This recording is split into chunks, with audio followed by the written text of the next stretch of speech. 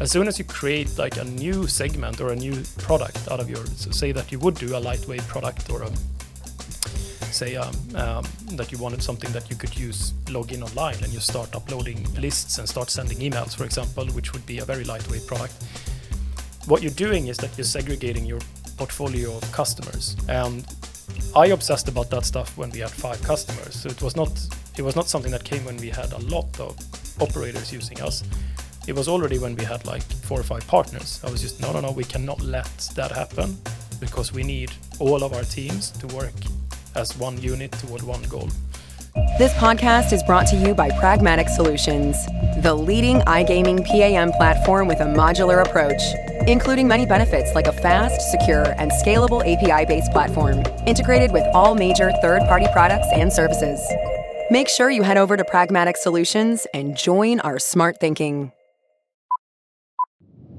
This podcast is brought to you by Pragmatic Play, a leading game developer providing player favorites to the most successful brands across the industry. With an award-winning multi-product portfolio of slots, live casino, bingo, virtual sports, and more, Pragmatic Play is powering up new possibilities of play through one single API. Visit pragmaticplay.com and discover your favorite every time. All right, Simon, my friend, we are here together again. You are one of the most recurring podcast guests. Did you know that? I had no idea. Yeah. I'm always very happy. It could be something with you. We are literally neighbors here, of course, and we obviously known each other for a long time. And I just mentioned that the bag that you have here, it inspired me when you came into the office to bets on many years ago. This was 12 years ago when I saw you for the first time in your impeccable style and incredible leather bag that later inspired me to buy my bag that I still have to this day. That was a very different time. Yeah, I was dressing very differently back then. I love it. So Simon, since then, obviously, we used to sit next to each other at Betsson back in the day in the poker team. We were a small part of that company, but we were very effective, I would say. And since then, obviously, we've grown to new heights. And Simon, you obviously built an incredible company in Fast Track since then over the last couple of years. And I would love to take the opportunity today to talk a little bit about the learnings that you've experienced and that you've gone through by building such a well-organized and well-maintained company that obviously has done incredibly well and is positioned for further growth into the future. So as a starting point to that, I wanted to just ask you about the founding story of Fast Track and what challenges you faced in the early days. Wow, okay. So that takes us back in 2016. So we had Fast Track got incorporated, funnily enough, on the February 29th. Right. Which is exact. So it's like leap year. Yeah. Exactly. So it's like a kind of fun fact that's like a thing. So you celebrated 2 years today, this year, basically. Exactly. Yeah. That's it, right? And it's been 8 years, so it's quite a lot of time. The founding story, I think, it's quite interesting. We're 3 co-founders in Fast Track. So it's myself, it's Chris, and it's Hans. And I think all of us have been in iGaming since, pretty much our entire careers. My kind of beginning started with kind of in Malta with Betfair in the Santa Vena office over Lidl. I was there for a number of years, and then I had a short sort of time in Barcelona. Then I came down and started working for Betsson, where we met each other. And it was kind of during the Betsson days when all of our different paths converged in one way or another.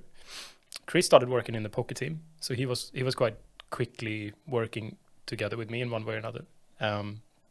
Hans I actually met on was an HR director at the time, Erica Harrison. She was organizing she was organizing a Gozo farmhouse. I just started at Betsson. I think it was a couple of weeks or a couple of months into the job, and she organized this thing in Gozo. It was quite fun, and that's when I met Hans. So Hans came from nowhere, and he's also been kind of involved in Betsson from a technology standpoint in various different ways. And we hit it off. I think we were gambling with like these plastic ice cubes in the indoor pool. It was like crazy times back then. Until like 5 a.m. in the morning. Yeah. And it was a really good time. So we found each other. And then, I mean, when it came to the founding story of Fast Track, I think I've always been the most determined in knowing from very, very early times that I'm going to have my own company one day.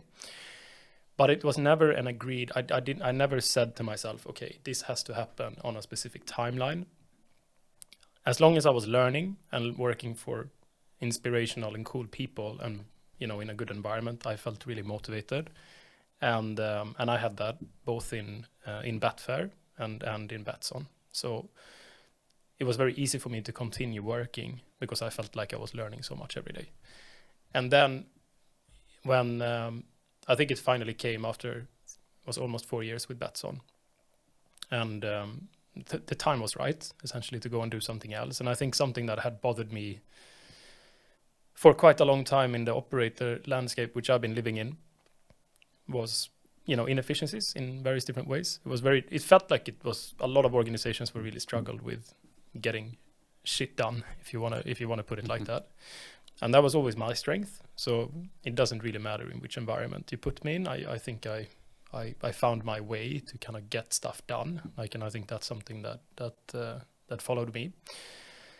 And we felt when I left Betsson, there was a time Fast Track didn't exist as an idea at the time. There was just an ambition to start a business. So I was actually pitching ideas to Chris and Hans on quite frequently during the time when I was not in Betsson anymore, but I determined to do something.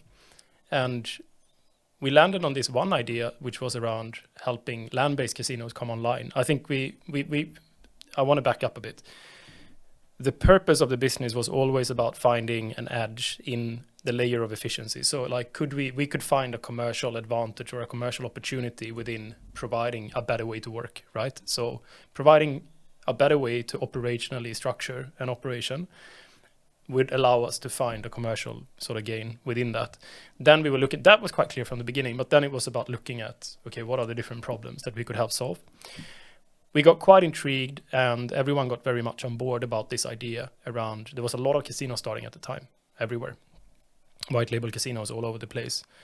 And it was very easy, it was very accessible because you could go to a platform and you could become a white label in a matter of, you know, a few weeks or a month. And we wanted to sort of take advantage of that opportunity. And land-based to online was something that clicked at first. But then when we started speaking to iGaming Cloud at the time, because we needed a platform and we looked at the platforms, and at the time we felt that iGaming Cloud was the best one because they had a live data feed. And a live data feed would allow Fast Track to build technology on top of the platform without having a dependency on the platform. So if there was a strong tech stack, essentially a strong live data feed and a strong API layer, then it would allow someone like us to be very independent in this. So that was very important in this aspect.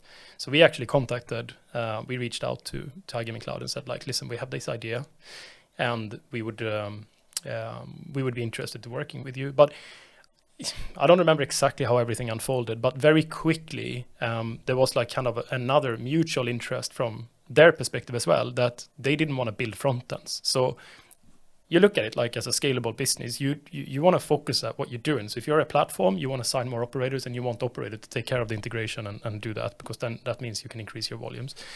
And I think most of the platforms in the market at the time, doesn't matter who you looked at, but the same was for iGaming Cloud. A lot of the operators came with the condition that you'd build them a front end, right? So you had to provide them with a casino site in order for them to go live. And it was like a means to an end in the sense of getting an operator live, but I don't think any of the platforms, including iGaming Cloud at the time, had any ambition to like really do that. So when we came along, they kind of steered us towards like, listen, you have no idea how many people are trying to get online. You don't need to worry about the land-based thing. You know, like we got people you could speak to potentially and help them.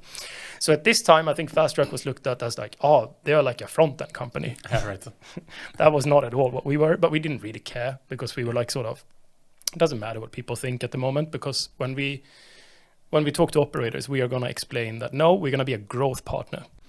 And what we meant by that is we take the experience from me, Chris and Hans, from technology, operations, commercials, and building a casino, and we are marrying that with an operator that is starting up and that has an idea, a brand vision, and ideally funding, and an idea on how they're going to bring in players. And in that way, we could, in sorts, incubate them. We could provide kind of all of those means to get it done. So we were super involved in everyone that was launching on in a fast track partnership. We were involved in everything from the product strategy to what we're building as a gamification layer, what the front end is going to look like, how we're going to do the CRM, what the go-to-market and bonus strategy was like. This was kind of where we provided value. A lot of people from the outside looking in, they were like, they develop front ends. No. That was a piece of it. We delivered a front end and the experience towards the player, but it was wider than that. We went live with, 7-8 casinos in the first 2 years. Quite exciting. We really loved, we had this principle that very early founding principle in the company, that we believe that differentiation is quite key, that we are not doing like a Shopify of casinos here. We are like building very, very unique concepts, and we want to attach a very unique brand profile and an experience that goes with that. So we've always believed in that really strongly. So we also attached ourselves to people who were starting casinos who had that ambition. And amongst those there was like Casino Calzone, which was like a pizza branded casino, really cool. We had Ikibu. Ikibu was a really like this alternative island casino, really cool. Metal Casino. There was a couple of different ones, right? Classic. And I think we loved that when there was a story behind it. There was something that we could deliver more than just sending free spins to people, but actually tell a story and bring them on board of an experience on the site and doing all of those things. And so we did that. But then after a couple of years, we were quite quickly making money in Fast Track. Fast Track was founded by the three of us, and we put in our own money into doing that. So we never, or for the first couple of years, we didn't take in any external funding. We very quickly sort of started making money, and we made sure that was the case. And then we grew with the revenue that we generated from the operators we were working with, and that was great, because that meant that we obviously could retain control and equity and control our own destiny in terms of where we were going. And I think it was in early 2017 there was a lot of fuss around UKGC, and that they were kind of relaunching in a way the whole regulation. And then we were faced with, I'm sure you remember, it was all the reality checks, it was like sort of deposit limits, it was player controls. It was not showing childish content when you were logged out. It was about controlling what your affiliate is promoting, how the bonuses are structured, which bonus mechanics you can use, CRM campaigns, how they were communicated, that you have terms and conditions in the right place. It was like a very, very sort of rigid and comprehensive sort of regulatory overhaul, if you may. And most of the operators in the landscape at the time, I think they were faced with this like, there's so much technical work getting like on board with and that's been like a leading theme for a lot of years, I think, in terms of regulatory landscape, and is certainly a big thing in the US at the moment, going to market and like the work that it takes to go to market. It wasn't an issue for us. I think Fast Track has always been a tech company first and foremost before anything else, and we've never really been having an issue with getting stuff done quickly from a tech perspective and meeting those type of things. But we did see another issue, and that was like we started questioning towards the mid of 2017, we started questioning the viability of the white label model. And that turned out to be a very good read, as we are looking back. Now we have, you can look at the papers and you can see like, okay, good. Yeah. We acted on that. Because so essentially how the conversation went, and when you're a small company, this is not a big process. It's not like we called for, let's do a conference. No. It was a coffee break at the office. We're sitting in tower. We changed this direction of the whole organization. And it was like kind of, we sat in one of the meeting rooms. It was like, this is not going to work. right? It's like you got the white labels, they're already paying everyone for everything, right? And now you're introducing two other aspects, which is the taxes of the regulation, which is very important. It goes straight on the bottom line. And then the next thing, which is the ability to be in control of what you're doing. I mean, that was beyond anything else, was the most important aspect. What bonuses are you doing? Like, and how are you attracting customers to your brand? And how aggressive can you be, really? Yeah. And then you have to ask for permission by whomever is holding the platform, like all the time, about what you can do. And they don't want to take any risk, because if they are taking risk, they're having the license, right? So they're going to have to take all the penalties in case something goes wrong. You're not very competitive. I mean, you're not competing on the same terms as everyone else in the market. And we kind of made a read in the market that, yeah, regulation is going to go, it's quite a widespread thing, and it touched pretty much every market where we were prominent at the time.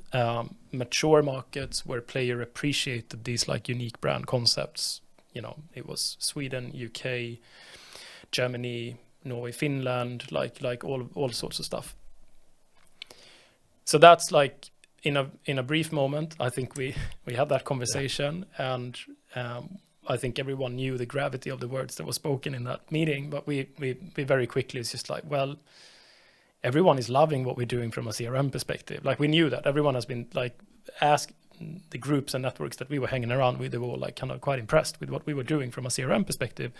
And we built this internal platform, the one that is done today called Fast Track CRM, that we are licensing, was exactly the same platform we used internally. So that was used for our own teams to manage the operational sort of aspect of the casinos that we were operating. And we managed to achieve like such an incredible amount of efficiency in that. We automated everything, and we were doing 240, 250 campaigns a month, which were across 5 different languages on like 5-6 different brands. And we were managing that with like 3 people. So we knew the power of what we managed to do there. And a lot of people were curious from outside in getting access to that. So we said like, well, let's change this, like pivot Fast Track. Let's start licensing the CRM software as a priority instead, and scale that, because that's more scalable. So there was a couple of providers in the market, they were like kind of integrating themselves to the operator. And then they had other ones. And I was really impressed with Red Tiger very early on, because what they did was that they created a really strong integration portal where the operator integrates, sort of Red Tiger in this particular case back in the days, according, sort of to a very clear structure. So as long as you do it yourself, right? So we had exactly the same principle. Like, we don't do integrations. Like, we build the best integration layer in the universe, which makes operators able to integrate with us. Yes. The IKEA of integrations, if you will. Maybe. But what it helped you do is that you're not going to be bogged down doing integrations, because then you can focus on scalability. The only thing you need is kind of provide them with the documentation and guidance that they need, and that's much more scalable. So that was something we put in from the beginning. Another thing was like, we had a lot of principles which I took with me from product days and stuff like that, which is around how we build product. So there was a lot of talks at times. We had meetings about, or maybe considered at the times, like, okay, should we have a free trial product? Should we have like something that is more, this might have come a little bit later actually, Pierre, but should you have a lightweight product that is more similar to something like a simple email tool, because some people just want the simple stuff? Or do you want to do, and this is one of the situations where a core principle is writing that, no, we have to provide Fast Track as one solution to all of them, right? So there is no modules, there is no choice in this. It's like, align with our vision in terms of where we're heading with the product, and then we're all going to be fighting at this, towards the same goal. We go, operators and partners and everyone is just going in one direction. As soon as you create like a new segment or a new product out of say that you would do a lightweight product, or that you wanted something that you could log in online, and you start uploading lists and start sending emails, for example, which would be a very lightweight product. What you're doing is that you're segregating your portfolio of customers. And I obsessed about that stuff when we had 5 customers. So it was not something that came when we had a lot of operators using us. It was already when we had like 4 or 5 partners. I was just, no, we cannot let that happen, because we need all of our teams to work as one unit toward one goal. So to this day, Fast Track has not been sort of lost that focus, and I think that's crucial in doing these things. Now I lost track of what we're talking about. Fantastic, Simon. It's fascinating to listen to, and I really like the fact that you talk about the kind of being process driven and principle driven in building your organization, because that also, I suppose, is a way to get the whole company aligned on one common goal. Because sometimes in organizations it can be hard to know what are you actually working towards. But if you have that blueprint, I suppose it becomes so much easier. And then, to that point, so you experience this like incredible amount of leads that you generated through ICE, and now you need to scale the business, right?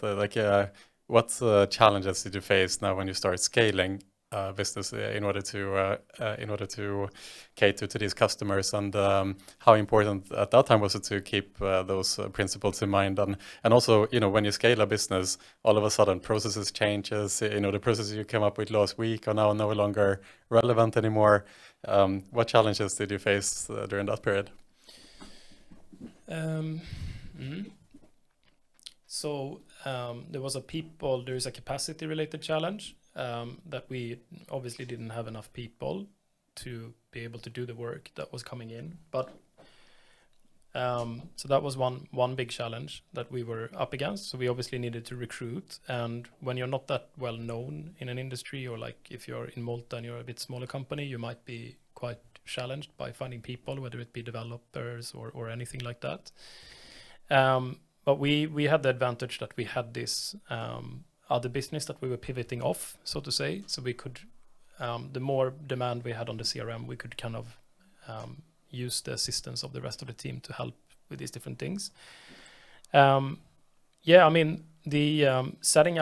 scaling the organization in 2019, it was very much about, we needed to get rid of ourselves being dependent in the process, right? Is it me and Chris that are closing deals, or is it actually a team that is closing deals? And getting to that point quite quickly was quite crucial. So we brought in kind of the first salespeople, and we started building an integrations team, and we started building a partner team. Very flat organization, but that was kind of the first thing that we needed to do, and we needed to start rubbing off and teaching these guys how to do all of these different things. And in many ways, we had to create ways of navigating that, because we didn't obviously know what that would look like. But again, we were very guided by our principles. And we were obsessing around the service that we would deliver. So we were constantly having a common goal, that it's not, the process is a means to an end, right? And that everyone has that reflection as well, is that we are trying to achieve this, a world-class experience to our partners.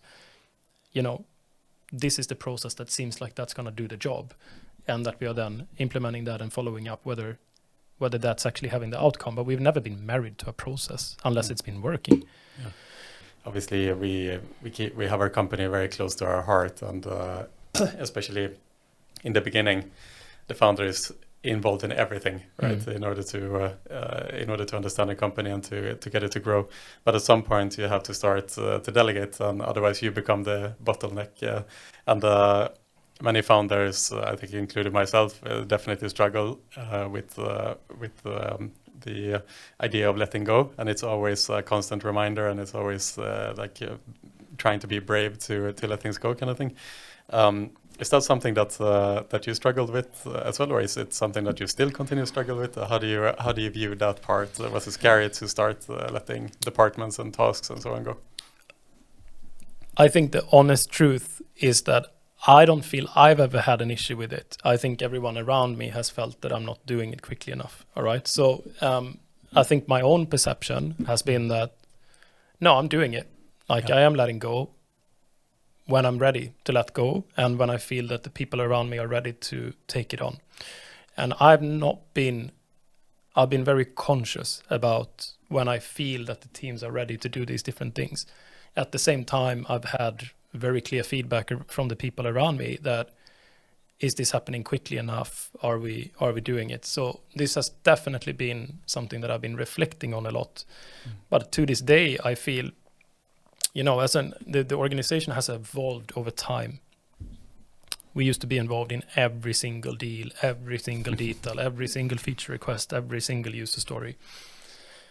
And I like this idea of organically navigating of things, and I feel perfectly fine with the fact that I am going to be, that some things are going to take time.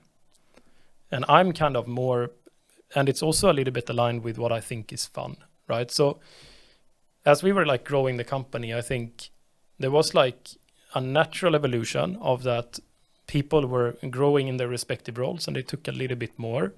And once I managed to get rid of kind of one, what do you call it? Like operationally, something that took a lot of time out of my time, that was a regular, frequent process that was happening all the time. I felt that that was always easy for me to prioritize, to get that someone else equipped in order to do that and be able to empower them fully in doing that every day.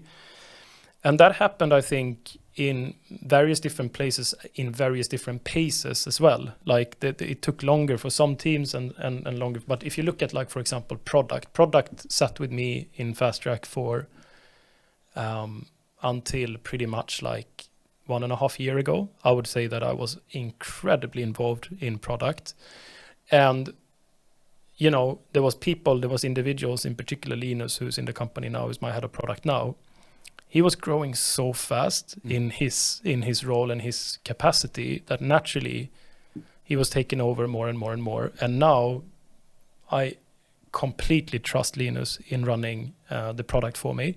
And I'm involved at a completely different level, but I'm not even, you know, I'm not going into a workshop on specific requirements unless it's like a very specific thing that is happening. Otherwise, the teams are completely self-sufficient in this. When HR, for example, me and Chris, we were very like, for being very, very HR-y, like in terms of like, we cared a lot about people. I think from the very beginning when people came into Fast Track, and we had this idea about how we're supposed to kind of look at performance in individuals and what we are expecting from individuals, and how we should treat people that are not performing, and like, you know, all of these different things. So we were super involved in that process. And I think, you know, when I brought in Jenny, for example, who's my chief people officer, who is absolutely phenomenal in this space, I've reflected on that a little bit, and you know, it took her very long time to get onboarded into Fast Track in the way she could feel autonomy in her role and be empowered to do her job, because it was so close to me, right, in terms of how we are perceived, how employees are being managed, specific situations, you know, if they're complaining about that, how do we act? But she managed to navigate that over kind of a 2-year period, something like that. And I think you need to let it take time sometimes, and it's okay. Like, you can't let it stress you that it takes time. You have to just invest time. Just because the time is what it is, it's like you can't just let go for that reason. If you want to really build culture, you need to like you need to see that, oh, it's happening by itself now.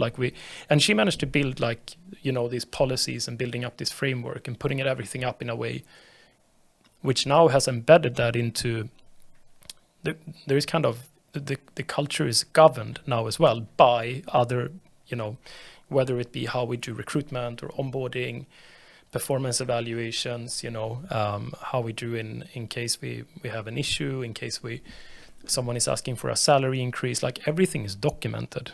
Everything is documented now pretty much in terms of how the policies work, and the rest of it is guided by these principles. So every document would also have the guiding principle at the top of the document. This is what I mean a little bit with the purpose, that everything has that purpose. And that's what I want to see. I don't, you know, Jenny is going to work out a document together with her team, which would, for example, say this is how we treat salary changes or automatic salary increases in Fast Track on a yearly basis. Okay, good. And then it has all of these processes and stuff like that. But there would be some guiding principle on top of that, which is governing what goes into that document, which means that it's a living document. It's something that can change, because if there is a good idea coming even from an employee or from anyone else, it can make its way into it, right? By governing it through, this is the idea. This is what we're trying to create here, right? And this is the process that we put in place that we believe is going to reflect that the best way.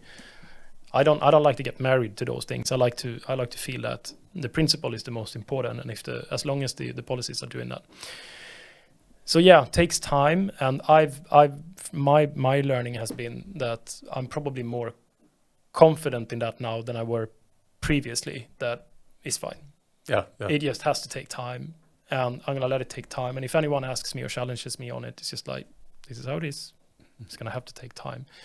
And yet to this day, we're still having. There are certain things that are close to me which are getting into that place right now. For example, marketing and brand and stuff like that has been one of the last pieces, finance and things like that as well. So there are, but we are like almost there in every area now, and that allows you to then accelerate and keep a completely new pace, because then you can look at new exciting projects and stuff like that. But I have chose to prioritize culture over results in that sense. So I've just said that, okay, I'd rather get it right before we let go. And if it takes a little bit longer, it takes a little bit longer. Yeah. And then obviously results will follow after that. Hopefully. Hopefully. So, obviously you built Fast Track by being principle driven. Let's say you talked about that you created a vision for the company and then kind of principles under those visions that you need to follow. Like, how would you recommend the companies to go through that process to find out their vision and then set these kind of principles under that vision? And how do you then permeate that to the rest of the team? It's easy to have that in a document, but how do you actually permeate it?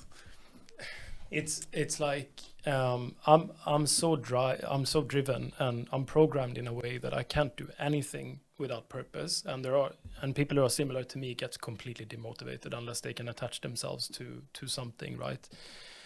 So for me, it's been I don't even I can't even go into a meeting as it is right now, and if I don't understand the purpose, I can't let go. Like, it's like that, it keeps going. It's just like, no, we need another meeting. It's just, I need to understand how this, now I know how it connects to everything. So for me, it's very important. I couldn't do anything in Fast Track until we had that established between us. I felt that was very crucial. You have to spend time, and you have to ask the big questions. We had it very early on, but I think I'm just trying to look back in how we looked at it. I mean, everything started from a core value. So I think if you rip Fast Track apart, you find this thing in the bottom, which is that we are just passionately driven by finding better ways of doing things. And then we built around that. So I think every single layer that you're introducing, try to be, I mean, if you find something that you can dig really deep and involve the people that are truly like influential, and is going to be, because if the leadership is not practicing what you're talking about, it's not going to mean anything. So it needs to be whomever those individuals are that needs to establish this, whether it be the founders or whether the board has appointed a leadership team and a CEO. I think it's inevitable that you need to use that person as the core in terms of like creating a team and identifying the people who needs to go through this exercise of identifying it.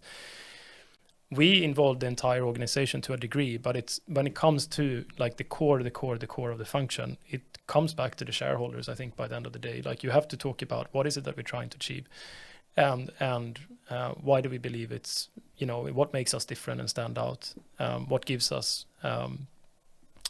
purpose here, what are we trying to do. Try to formulate that, like try to stick at that level for as long as you can, until you can put it down into a sentence, like something that you feel really good, that your stomach is feeling good about when you're doing this, sort of formalizing it. What we did was that we had this core value, then we have our vision, which is partly vision mission-ish, and then we have a promise underneath the vision, which works incredibly well. So we have kind of, there is always a better way. That's the core. And then we have the vision, which is digitalize the iGaming industry and deliver the first self-learning engagement platform. In order to be able to put that sentence together, you need to truly like sort of agree as a team that this is what we're doing. Like, we're not going to be distracted by anything else. This is the focus. And then we have the promise, and the promise are those three things that I told you previously, which are, okay, how are we going to do it? What is the way we're going to approach digitalization? And how do we structure the strategy around that? And those three promises was excellence, flexibility, and efficiency. And then we go into our growth strategies. On the back of that, we said, okay, what do we believe in? what do we believe builds a good company? And in the growth strategy, we have 5 different pillars. The first one being that we believe that we need to be a world-class employer to attract the best people. We need to build a world-class product and become an iGaming essential. And what we meant by becoming an iGaming essential was that we wanted to be such a good product that we are the fridge in the kitchen. Like, we wanted to be something that is, we wanted to build something that is that strong from a product perspective, that it's not just a feature, it's like an entire solution that solves that problem. Then we wanted to deliver a world-class experience to our partners. So we wanted to differentiate through the layer of service and experience in that sense. We then felt that marketing will do its own. Once you've done those things, the only thing you do is to share your success stories and be a thought leader. So you want to, since we wanted to be doing things that has never been done before, we wanted to educate, and we wanted to educate about an idea that we represented, and then we wanted to show that operators that have aligned themselves and tried this are successful, right? So that would be the main marketing message. And then we had the 5th pillar of growth, which was introducing one game-changing product in the market per year. And again, like, big words, and we put it down. And I've seen this exercise is so important. Like, we did the same together with the Greco team when we sort of went into the joint venture with Greco in terms of capturing that. And I think this is when you start creating value proposition, right? You really start to identify, okay, this is how we're going to differentiate, and this is what makes sense for us and doesn't make sense for others. So it takes time. You have to let it take time, and it's important that it doesn't become like culture. For me is something, it means so much to me. And I think we went into this exercise as in, we don't want to just put some words on the wall and then, that doesn't mean anything. Yeah. And it just becomes this like, no, it needs to mean something. In Fast Track's case, we were happy with the culture. We just didn't know how to explain it. So we did it in the reverse. So in our case, it was about speaking to people in Fast Track.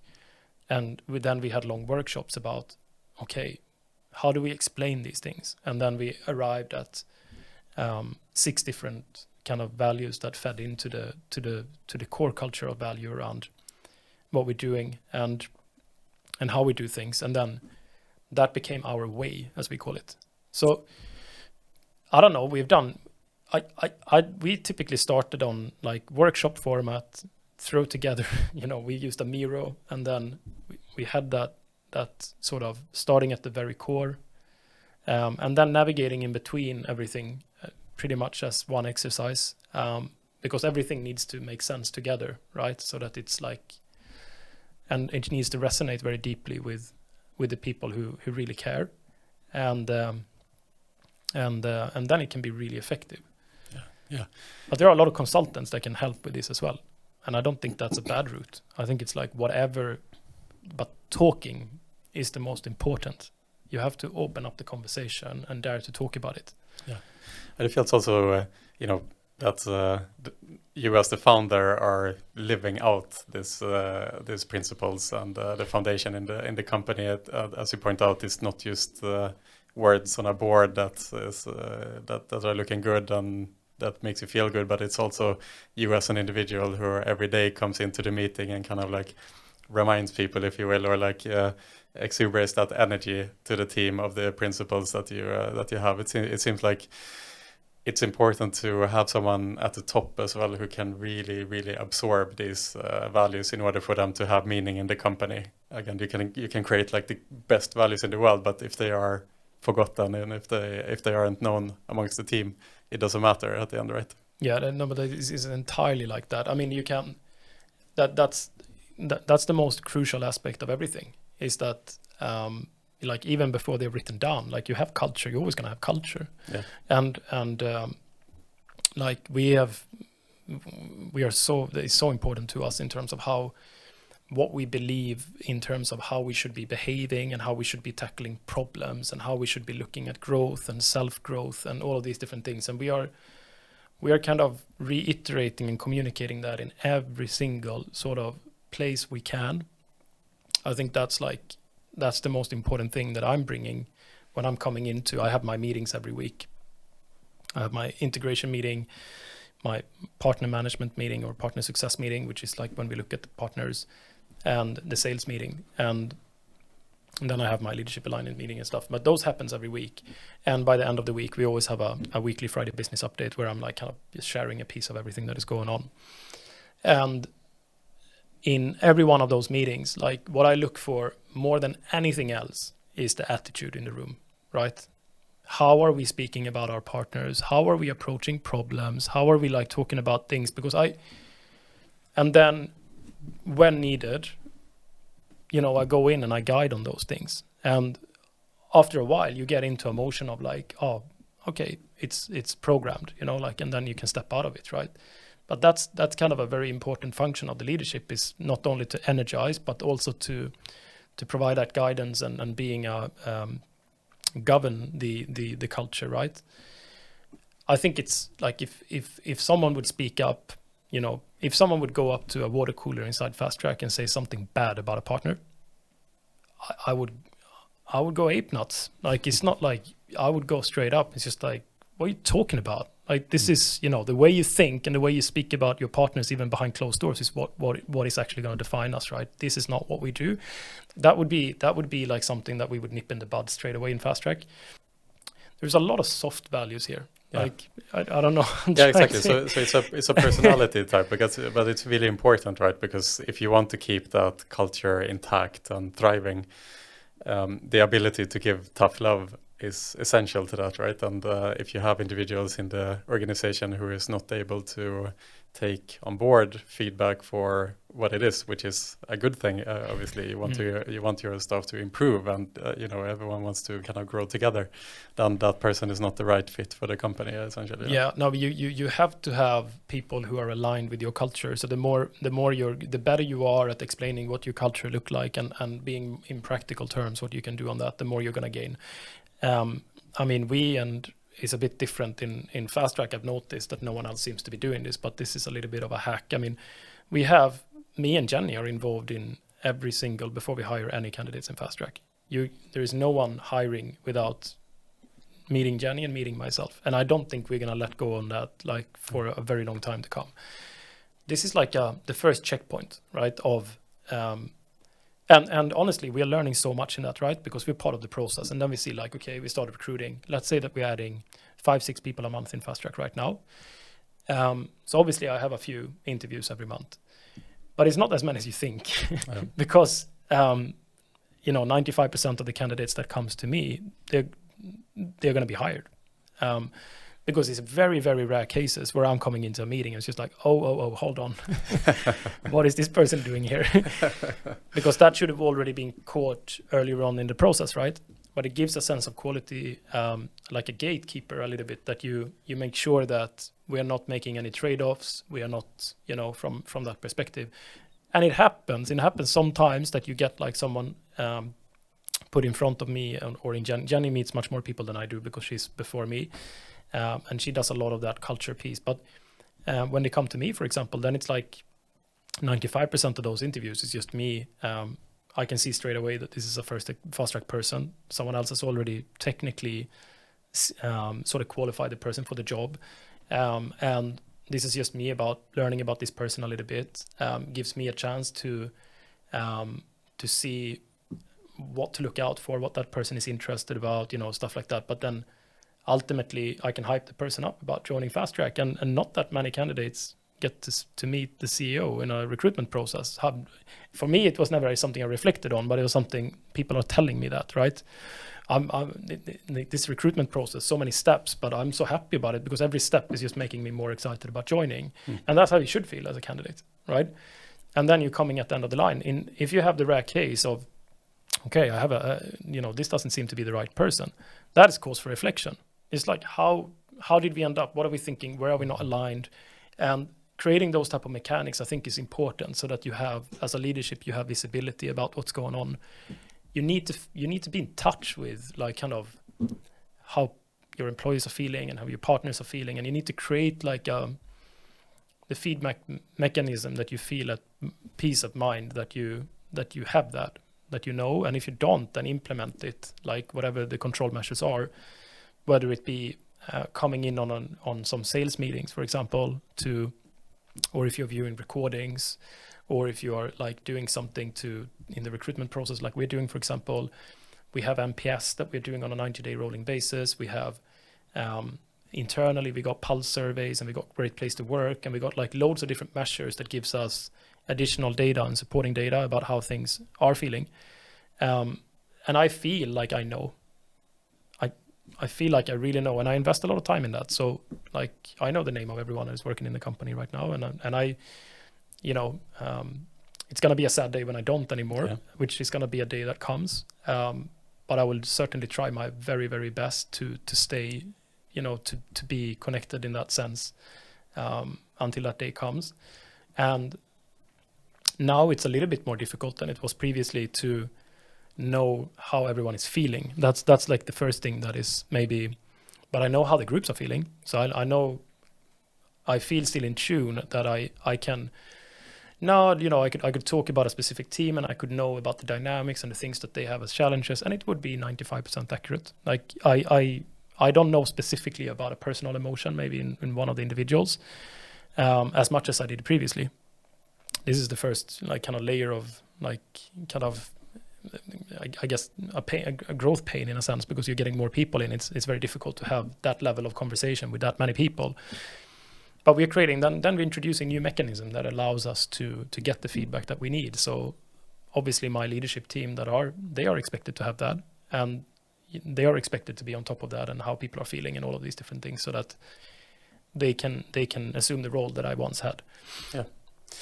How do you think about accountability within the team? So, many employees will have very clear-cut goals that they need to hit, and it's very easy to measure, whereas other positions are much more difficult to measure success in. But not only to measure success within individuals, but actually getting them to a point where they feel like they are accountable to the work that they do.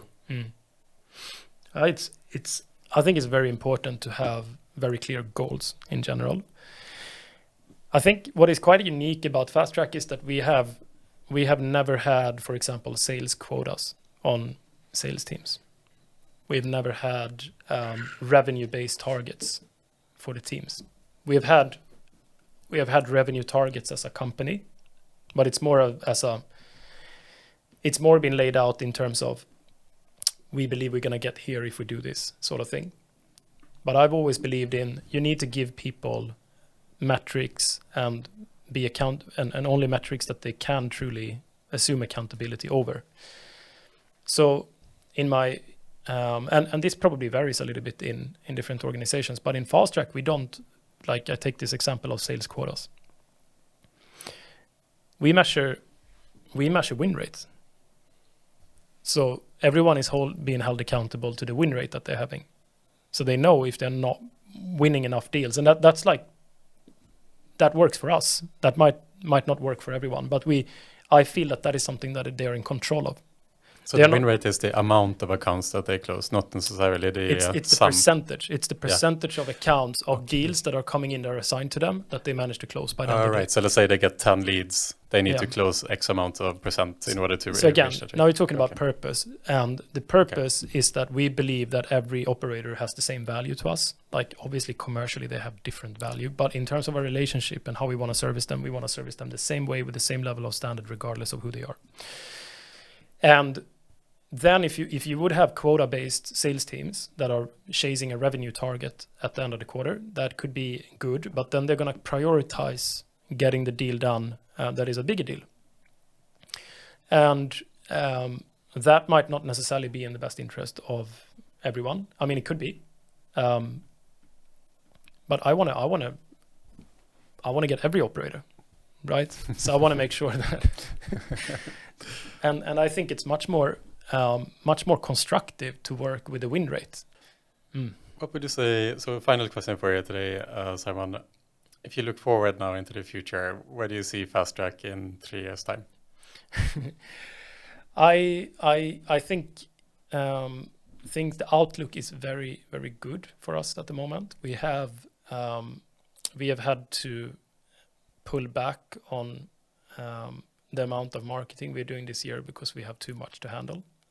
So that's a really good problem to have. But we're having a lot of like these exciting expansion things. Actually, coming back to your previous question, I think we underestimated the challenge of being in different time zones as a company and like scaling that's quite difficult. But now we're getting a hang of that. Like sort of as we're going, we're learning.